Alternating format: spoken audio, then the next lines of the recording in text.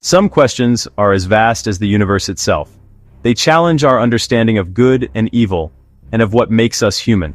How can one man bend an entire nation to his will? How can a small group of individuals help him unleash unimaginable darkness upon the world? This is a story about such a man, Adolf Hitler. And it is the story of his most trusted followers. They were his apostles, his enforcers, his lords of evil. Together they formed a circle of power that would cast a long, dark shadow over the 20th century. A shadow that, honestly, we are still trying to understand today. It all began in the ashes of a defeated nation. After World War I, Germany was a place of turmoil, anger, and despair. A young, failed artist and former soldier named Adolf Hitler found his voice. He joined a small, obscure political group, the German Workers' Party.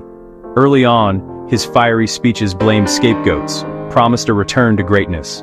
He offered simple answers to complex problems, and the desperate began to listen intently. As his influence grew, he realized he couldn't do it alone. He needed a team, not equals, but loyal disciples. He had a magnetic, almost hypnotic ability to draw people in. He sought out the ambitious, the ruthless, and many who felt like outsiders. He promised power, purpose, and a place in the new order. These early followers became the foundation of his regime. Recruitment was organic. Loyalty and usefulness mattered most. He gathered men from different backgrounds, former fighter pilots, failed chicken farmers, fanatical ideologues. Among the most chilling figures in Hitler's circle was a man named Heinrich Himmler. He appeared unassuming, like a mild-mannered schoolteacher or a clerk. He wore small, round glasses and had a quiet demeanor. But behind this bland exterior was a mind obsessed with racial purity, occultism, the systematic organization of terror. Himmler was a failed chicken farmer who found his true calling in the Nazi Party. He was meticulous, patient, and utterly ruthless. Hitler saw in him the perfect bureaucrat of death, a man who could turn horrific ideas into a cold, efficient reality without flinching. Himmler's rise was methodical. He took control of the SS, originally Hitler's small bodyguard, and grew it into a massive state within a state. The SS enforced ideology, ran internal security and intelligence, and, most horrifyingly, administered the concentration and extermination camps. Himmler was the grand architect of the Holocaust, overseeing the murder of millions with the detached precision of an accountant. He delved into mysticism and ancient Germanic lore, attempting to forge a new Nazi religion with the SS as its priestly order. He envisioned SS rule over a vast Eastern Empire, populated by a so-called master race. This vision drove an industrial machine of mass murder, a legacy of horror almost impossible to comprehend.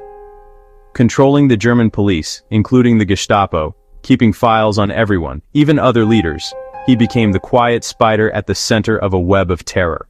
If Himmler was the shadowy bureaucrat of terror, Hermann Göring was the flamboyant public face of Nazi power. A decorated fighter ace and war hero, he brought a veneer of respectability to the early party, bold, charismatic, with an insatiable appetite for power, wealth, and luxury. He reveled in extravagance, ornate uniforms, glittering soirees, and vast collections of looted art.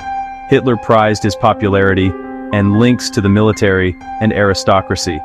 For years, Göring was the designated successor. His role was immense.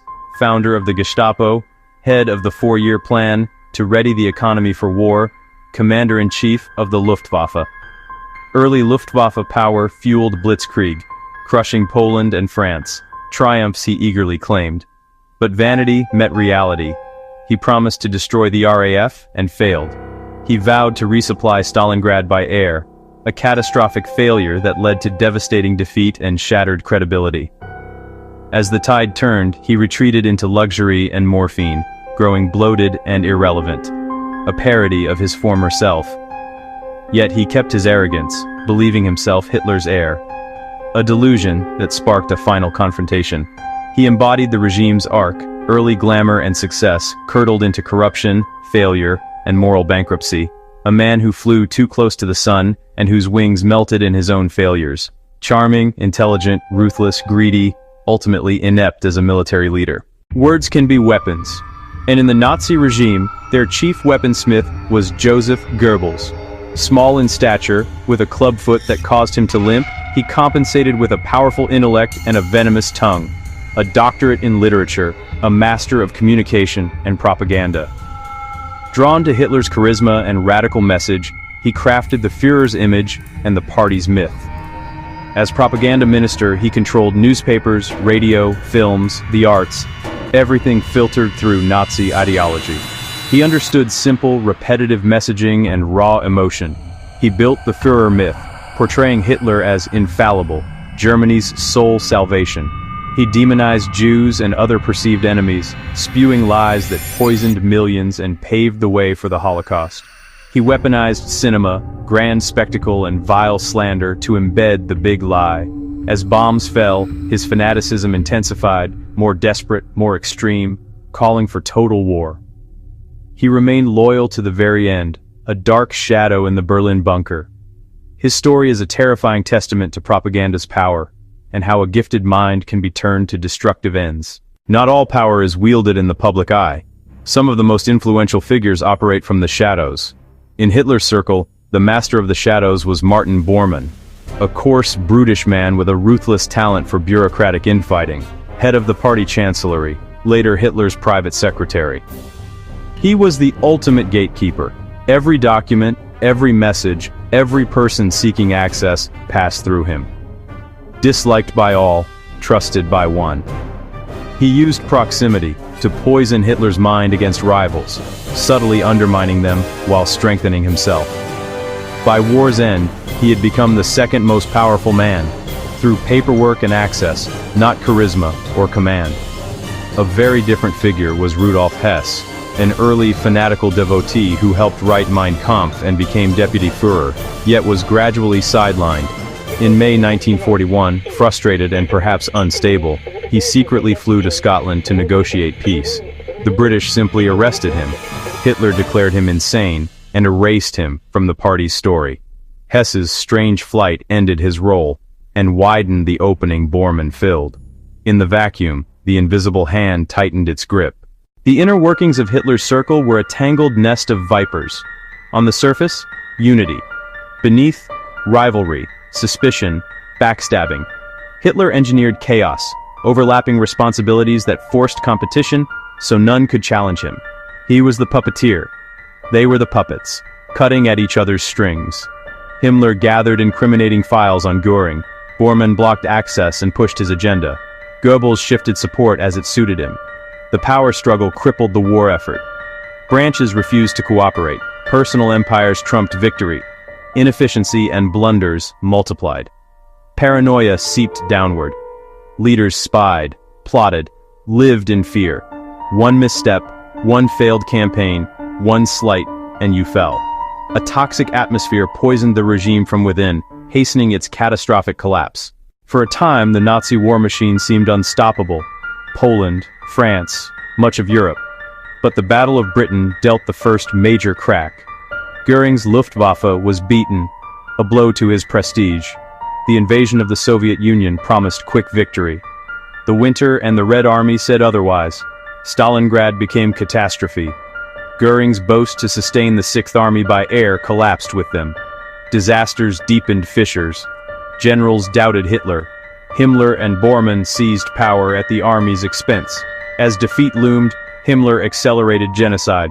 Goebbels promised miracles and demanded a fanatical last stand. After the failed assassination of July 1944, paranoia boiled over, arrests and executions as the regime consumed itself. With allies closing in from east and west, Himmler sought secret terms. Göring tried to replace Hitler. Loyalty dissolved into betrayal. In the spring of 1945, the Third Reich collapsed into rubble and ruin. In the Berlin bunker, learning of Himmler's and Göring's betrayals, Hitler dictated his final political testament, expelled them, ordered arrests, then killed himself on April 30th. The day after, Goebbels and his wife poisoned their 6 children before taking their own lives, a horrifying testament to fanaticism. Himmler, captured while fleeing in disguise, escaped justice by biting a hidden cyanide capsule. Bormann vanished in Berlin's chaos. Decades later, remains confirmed he died trying to flee on May 2nd. Göring surrendered to the Americans, the highest-ranking Nazi at Nuremberg, arrogant to the end, condemned to hang. Hours before execution, he swallowed cyanide, denying the hangman. His last defiance. Hess, imprisoned since 1941, escaped death but not time. Life sentence in Spandau, the prison's last lone inmate, dying in 1987 at 93. The lords of evil were gone, but their legacy endures as a warning of where ideology, hatred, and the lust for power can lead.